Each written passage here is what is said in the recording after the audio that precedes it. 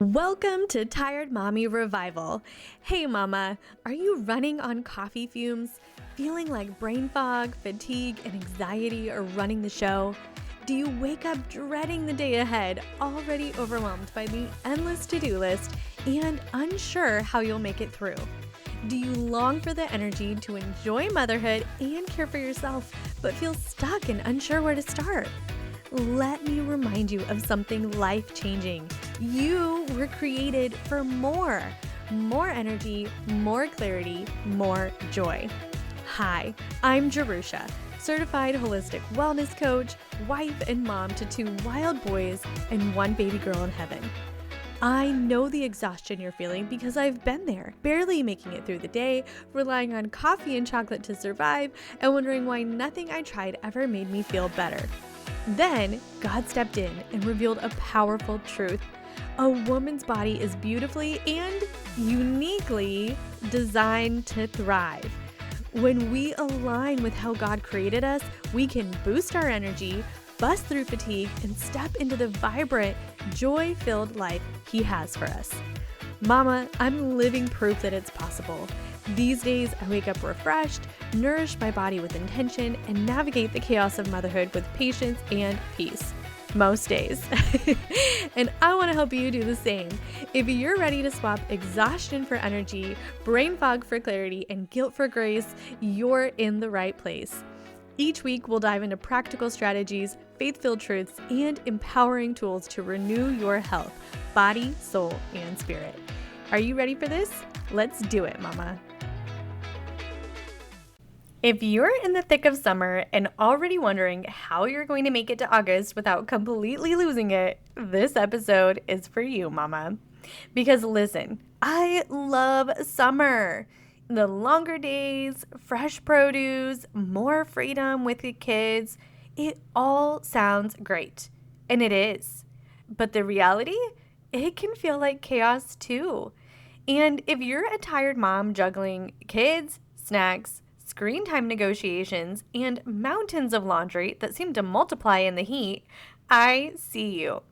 So today, I want to share some of these simple things that help me not just survive summer with my kids, but actually find a little rhythm and joy in the middle of it. Now, I do not claim to be a parenting expert by any means, but I have learned a lot over the years, and some of these pieces of advice that I'm going to share with you today are things that I have heard from friends over the years. And when I heard them, I stopped and thought, duh, that's so simple, but so brilliant. So I hope that sharing some of these simple pieces of advice with you today will perhaps be some of the brilliant things that you need to make your summer better too. So let's start with number 1. Schedule 1 fun thing a week. Now, maybe you're that magical mom who always has something fun planned. Good for you, girl. But I'll be honest, summer gets busy. Between gardening, keeping up with work, and just regular life stuff, it's easy for the whole season to fly by without doing anything memorable. So we made a simple rule. Once a week, we do something fun. That might be swimming, a trip to the park, popsicles on the porch, a visit to the zoo, or even just a backyard picnic. Nothing fancy, just something that feels like summer. When I plan for it, it actually happens, and the kids remember it, which is what we're all going for, right? Is summer memories. Number 2 is make errands less miserable. I think that sometimes when my kids are gone at school that they forget that mom has a life and that groceries don't appear in the fridge by themselves. My kids are not big fans of grocery shopping or car rides or basically anything that doesn't involve snacks or a screen. So to keep the peace, we've learned to make errands more fun. I put on kid-friendly podcasts in the car, like Brains On or Wow in the World, Earth Rangers, Forever Ago, the Tumble Science podcast, or my kid's current favorite, Flip and Mosey. If you like to learn about animals with cute little aliens while also participating in basically a musical, you're going to love Flip and Mosey too. So check it out. Suddenly, it becomes something they look forward to. I'll even let them help pick a fun item for a meal we'll make that day sometimes too. Errands are still errands, but a good story in the car makes a huge difference. Plus, it keeps me sane when the trip takes longer than expected, which, to be honest, is every time.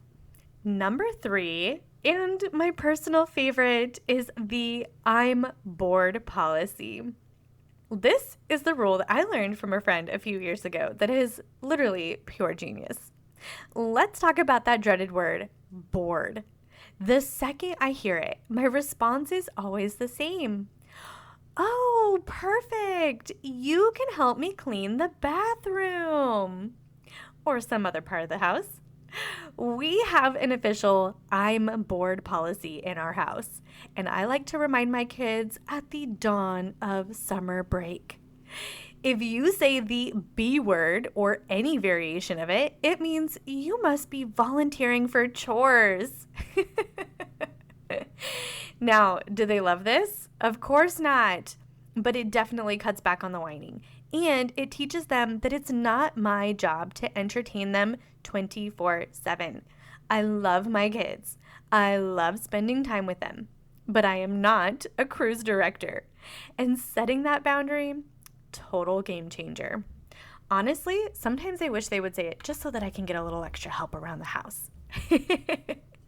All right, number 4 is boundaries are a gift for them and for you, mama. Summer can feel like a free-for-all without some structure in place.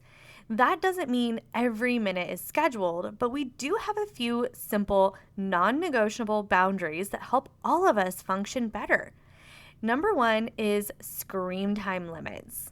Number 2 is snack windows, because can I have a snack 48 times a day is not my calling.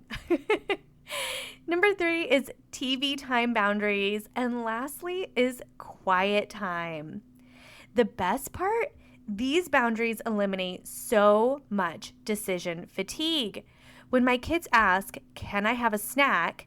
I can say, snack time is after quiet time. Done.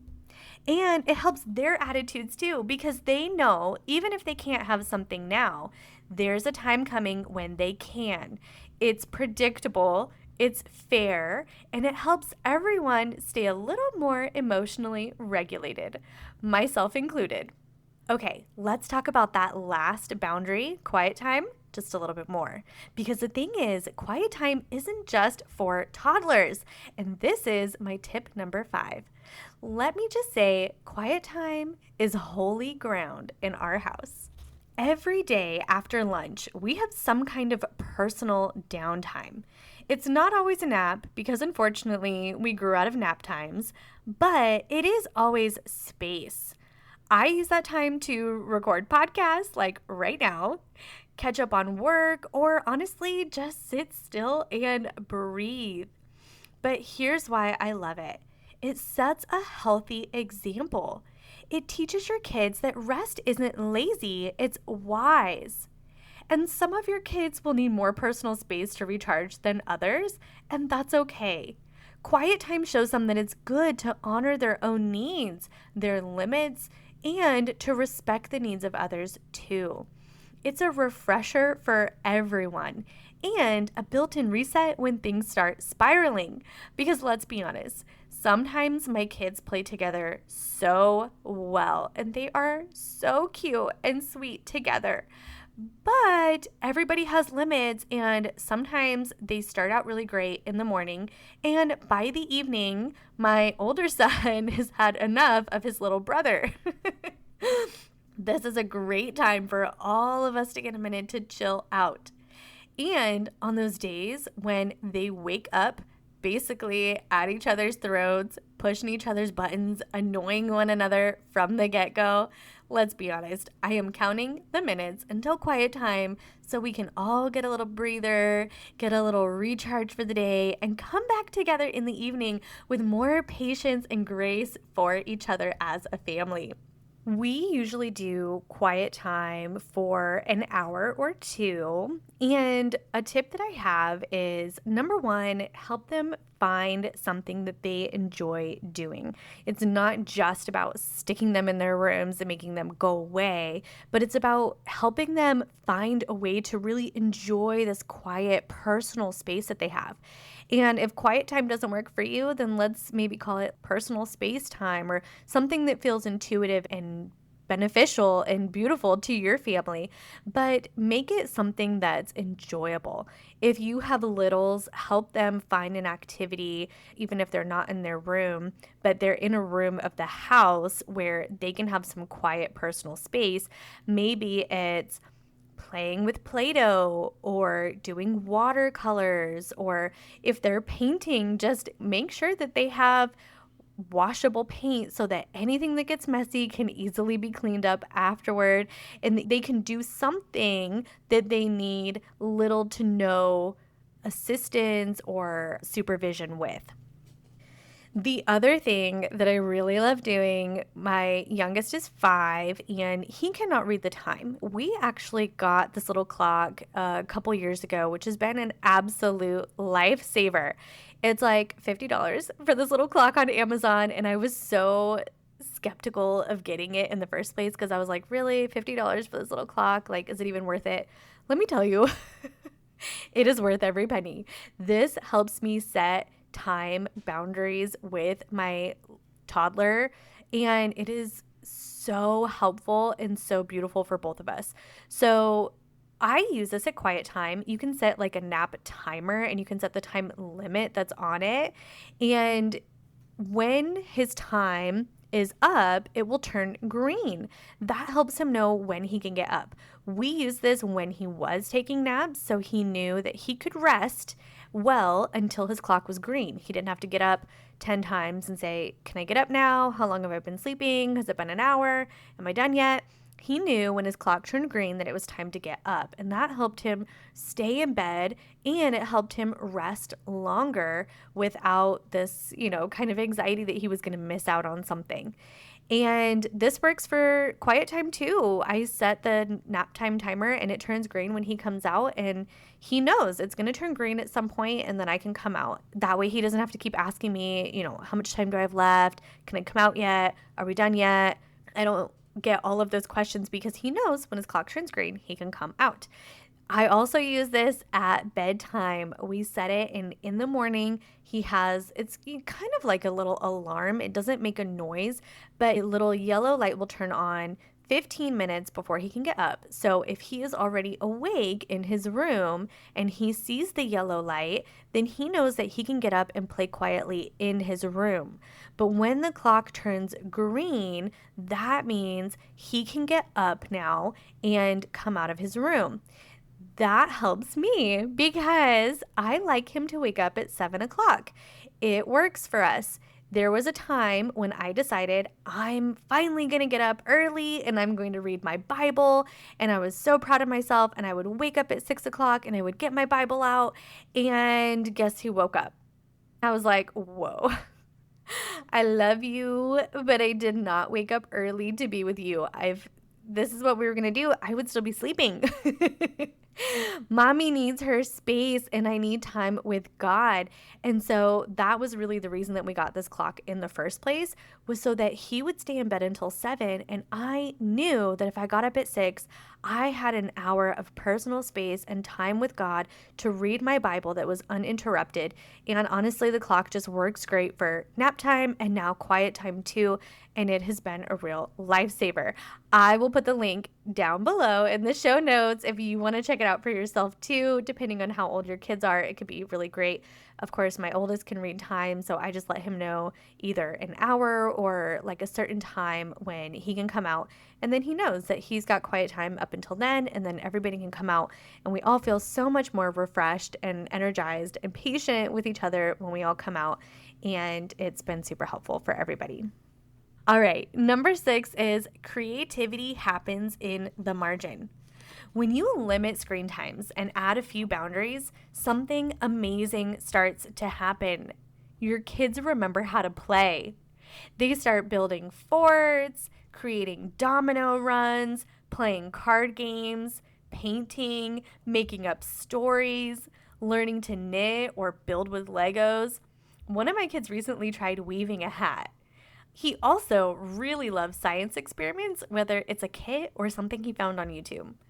None of this would happen if they were on a screen all day. So don't be afraid to let them be bored. Boredom breeds imagination.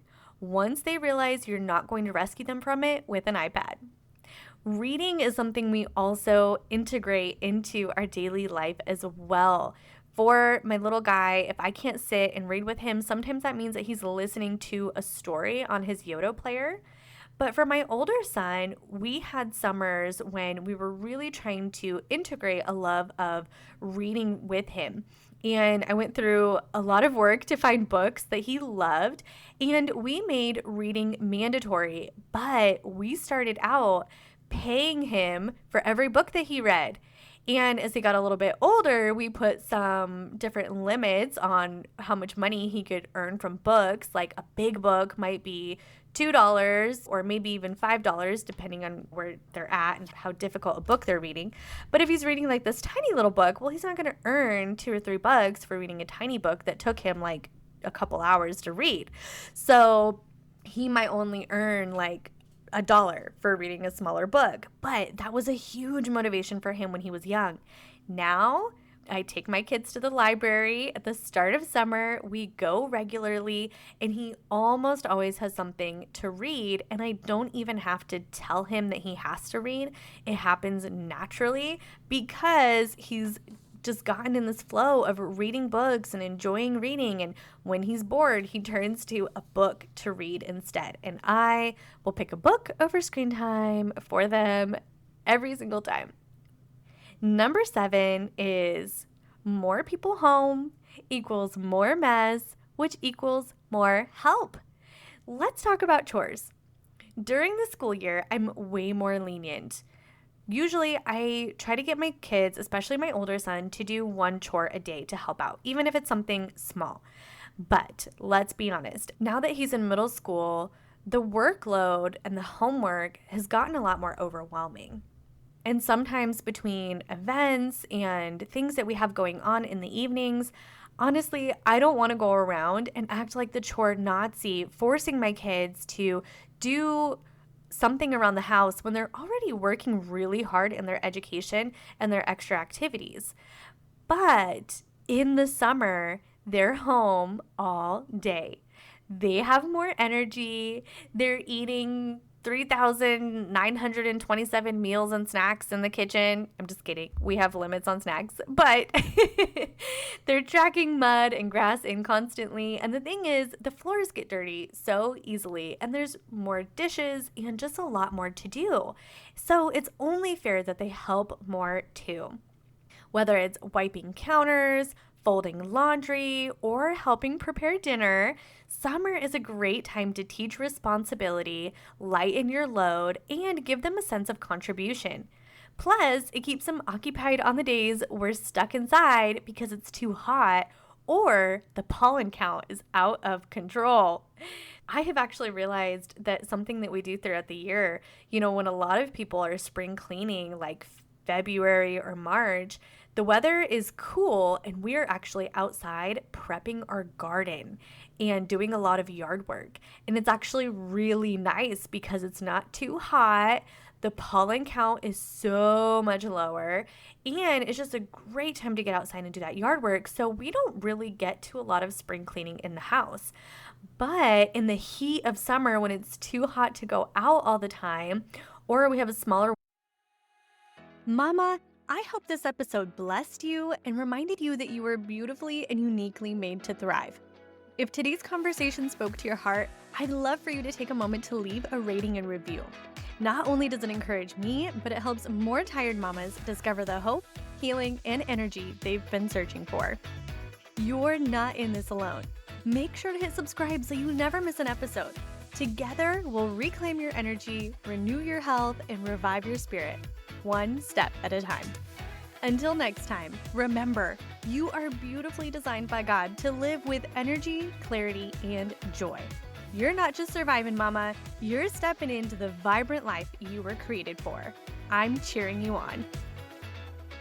Window of when we actually want to be outside, like in the mornings, and we're stuck in the house the rest of the day, or maybe going outside feels like we're going to catch the flu because the pollen count is so ridiculously high, we actually spend more time inside, and that's kind of when I like to do our deep cleaning in the house.